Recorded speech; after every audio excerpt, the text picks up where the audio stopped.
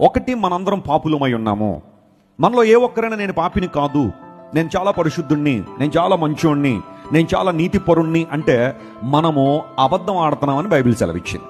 చెప్పండి, ఎవరైనా పరిశుద్ధులు ఉన్నారా ప్రపంచంలో? చెప్పగలమా మనం? నేను పరిశుద్ధుని నేను చెప్పలేను. యేసు ప్రభు దగ్గరికి రాక మునుపు నేను పాపినే.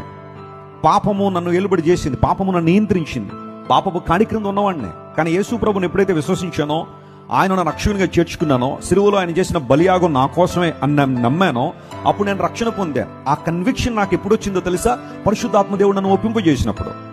మీ జీవితంలో కూడా అలాంటి ఒక రోజు ఉంటుంది.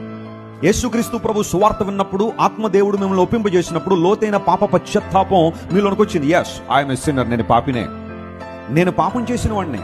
ఈ పాపంలో నేను చనిపోతే నరకంలోకి వెళ్ళిపోవాలి, కానీ నాకు రక్షకుడు కావాలి, నిత్యరాజ్యం కావాలని దేవుని వైపు మనం తిరిగిన ఆ రోజు పరిశుద్ధాత్మ దేవుడు మనం ఒప్పింపజేశారు. కనుకనే యేసు ప్రభువుని దేవునిగా మనం అంగీకరించాం.